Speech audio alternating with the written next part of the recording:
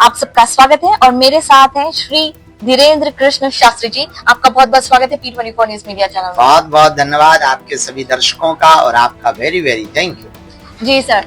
थोड़ा जब आपका ये अध्यात्म की तरफ जब आपने रुख किया, वैसे तो आप आज भी इतने यंग हैं, आप जिस उम्र में लोग कॉलेज जाते हैं, नौकरियां ढूंढते हैं, और आज आप अध्यात्म में हैं, लोगों को अलग रास्ते में अध्यात्म की तरफ बढ़ने की शिक्षा दे रहे हैं। तो ये अध्यात्म की तरफ कौन सी उम्र में आपका रुख हो गया था?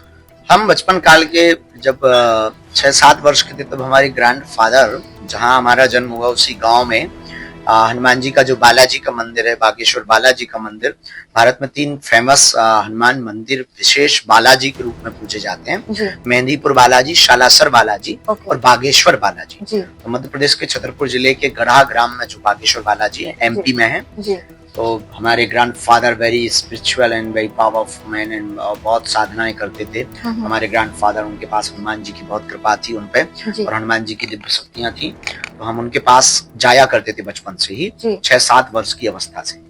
तब से ही हमको हनुमान जी की भक्ति की लगन लग गई थी और हमारे ग्रैंडफादर वहाँ सेवा करते थे। तो हनुमान जी की जब भक्ति करते थे तो उनके साथ बैठ के हम पूजा करते थे और मेनी पीपल्स आते थे तो उनके वचनों को, प्रवचनों को हम सुनते थे।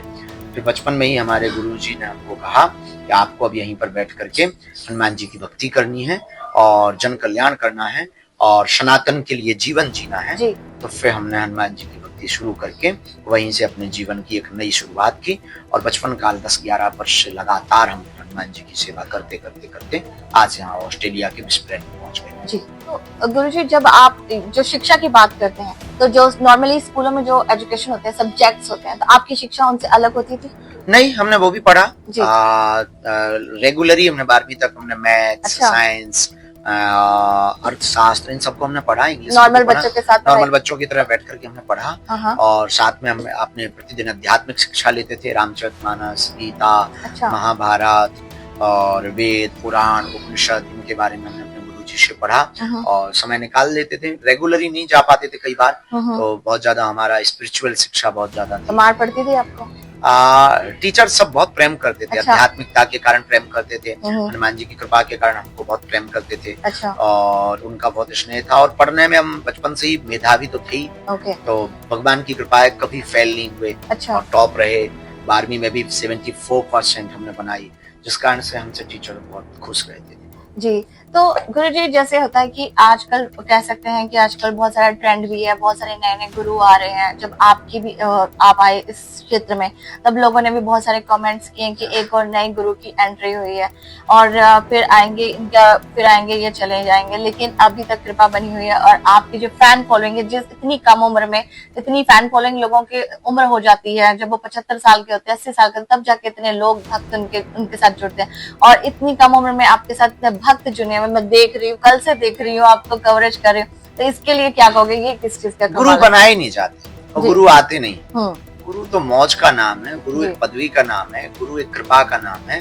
गुरु बनाने से थोड़ी कोई गुरु बनता है। हम आपको कल से कहें कि यार गुरु, तो नहीं, ऐसा नहीं हो सकता। गुरु तो अंदर से उमड़ता है, जिसने कुछ पा लिया, जिसने कुछ जान लिया, जिसने सिद्धांत को समझ लिया, जिसने भगवान की कृपा को पा लिया, भगवान को समझ लिया, वो गुरु। जिसने दुनिया के रहस्य को जान लिया, वो गुरु कहलाता। तो गुरु बनाए नहीं जाते हैं और गुरु आएंगे जाएंगे, ये बात अलग है। दिखने में शिष्य और गुरु दोनों एक जैसे होते हैं। जैसे अस्पताल में डॉक्टर और मरीज दोनों जाते हैं, पर दोनों के जाने का सिद्धांत अलग है। मरीज ठीक होने जाता है और डॉक्टर ठीक करने जाता है। उसी प्रकार शिष्य और गुरु दोनों यहाँ होते हैं, पर शिष्य कल्याण के लिए इस पृथ्वी पर जन्म लेता है, गुरु कल्याण के रास्ता दिखाने के लिए। जी, आज आप जो है राजनीतिक क्षेत्र में भी टिप्पणी करते हैं, धार्मिक क्षेत्र में तो आप बढ़ ही रहे हैं। जैसे योगी जी हैं, वो भी धार्मिक क्षेत्र में थे और राजनीतिक क्षेत्र में थे। कभी ऐसा हो सकता है कि कल को आप राजनीतिक क्षेत्र में आए? नहीं, बिल्कुल नहीं। हमारा जो रास्ता है वो बहुत अच्छा है। हम अपने रास्ते पे ही अपना कार्य सेवा करना चाहते हैं। हम हिंदुत्व के लिए, हिंदुओं के लिए, सनातन के लिए, स्पिरिचुअलिटी के लिए, बच्चों के संस्कार के लिए काम कर रहे हैं। एवरीडे हेल्थ के लिए काम कर रहे हैं। हॉस्पिटल बन रहा है बागेश्वर धाम पर। और ये सबसे बड़ी बात, भारत में एक नई क्रांति हुई है कि अभी तक अस्पतालों में मंदिर थे, अब मंदिर में अस्पताल। क्या बात है। तो जैसे यहाँ पे बहुत सारे जितने भी सुबर्ब्स होते हैं ऑस्ट्रेलिया में, आप आए भी हैं, तो लाइब्रेरीज होती हैं। तो मेरे को होता है कि जैसे मंदिर होने चाहिए, वैसे हमारी लाइब्रेरीज में यहाँ पे बहुत सारी फैसिलिटीज होती हैं। कंप्यूटर होता है, बच्चों के लिए बहुत सारी बुक्स होती हैं। तो हमारे भारत में भी ऐसा होना चाहिए। ऐसा होना चाहिए, बहुत अच्छा रहेगा अगर ऐसा हुआ। हर सुबर्ग में यहाँ पे बहुत वेल इक्विप्ड टेक्निकल लाइब्रेरीज होती हैं, बहुत बढ़िया, बहुत जरूरी है, बहुत अच्छा है। ये मैंने आपको सजेशन दिया है, अगर आप, क्योंकि आप, I know, I accept it. Thank you Guruji. तो गुरुजी, ये जो आप जो शादियां करवाते हैं लड़कियों की, गरीब बेटियों की, क्योंकि आप ऐसा बहुत कम ही लोग सोचते हैं, तो इसके लिए आपके मन में कैसे विचार आया? हमारी बहन जी, हमारा जीवन बहुत अभाव में गुजरा, उतनी फाइनेंशियली स्थिति ठीक नहीं थी, हम बहुत अभाव में अपने जीवन को प्रारंभ किए। तो हमारी बहन की जब शादी थी तो उनकी व्यवस्था नहीं बन पा रही थी, तो हमको बहुत कष्ट हुआ। तो जिस दिन शादी हुई उस दिन हमने प्रण लिया, वचन लिया, अच्छा। अपने आप से कमिटमेंट किया कि अगर भविष्य में कभी भगवान हमको संपन्न बनाएगा, हम भारत की किसी भी बहन के भाई को रोते हुए नहीं देखेंगे। हर बेटी का, हर बहन का विवाह बागेश्वर धाम से हम अपनी क्षमता अनुसार कराएंगे। भगवान की कृपा से 5 वर्ष में लगभग 1200 बेटियों के धर्म पिता बन चुके हैं। ये हमको भगवान की कृपा, भगवान सन्यासी बाबा की दया, बागेश्वर हनुमान जी की कृपा से सौभाग्य मिला। आने वाले समय में ये सेवा जारी रहेगी। इसमें बहुत लोग जुड़ रहे हैं, हमारे साथ हमारी मदद कर देते हैं, हम कथाएं करते हैं, तो हमें जो भी सहयोग मिलता है, अच्छा, उनको हम बेटियों के विवाह में, हॉस्पिटल में लगा करके लोगों की सोशल सेवा कर पाते हैं, सोशल वर्क कर पाते हैं। इससे अध्यात्म और समाज दोनों सुदृढ़ हो रहे हैं। जी, अभी जो हाल ही में भारत और पाकिस्तान की सिचुएशन थी, युद्ध हुआ, और उसके बाद अब सीज फायर हो गया है, तो इसके ऊपर कुछ कहोगे आप? ठीक है, सीज फायर, देखिए युद्ध विराम हुआ है, खत्म नहीं हुआ है। अच्छा, युद्ध विराम हुआ है तो आप छेड़ोगे तो छोड़ा नहीं जाएगा, क्योंकि वर्तमान का भारत सैन्य संपन्न है, शक्ति संपन्न है, शास्त्र संपन्न है। जो बाकी देशों से अभी बहुत कम देश हैं जो भारत को सपोर्ट कर रहे हैं, तो उसके पीछे कारण यही है कि देखिए, उगता हुआ सूरज है भारत। अच्छा। इसमें तो कोई संदेह नहीं। वर्ल्ड वाइड लेवल पे भारत ने आज सबको खींचा है, चाहे वो अध्यात्म के लिए हो, चाहे वो महाकुंभ को लेकर हो, स्पिरिचुअलिटी को। अभी सनातन भारत की इतनी महिमा है कि एलोन मस्क पूरी दुनिया का सबसे अमीर आदमी, उसके फादर एलोन मस्क पहुंचे, उन्होंने राम मंदिर पर जाकर के बाद दर्शन किया। इससे ही पता लगा लीजिए कि हमारा भारत कितना महान है। एशिया के सबसे बड़े रिचेस्ट अमीर मुकेश भाई अंबानी जी के सुपुत्र अनंत भाई अंबानी जी ने पद यात्रा की, द्वारकानाथ जी तक पैदल चले दिवस पर, 110 किलोमीटर तक वो पैदल चले। ये सब चीजें सिखा रही हैं कि हमारा भारत से आपका क्या मतलब है? भारत का मतलब एकता, भारत का मतलब विश्व बंधुत्व, भारत का मतलब भारत का मतलब व्यापार नहीं परिवार,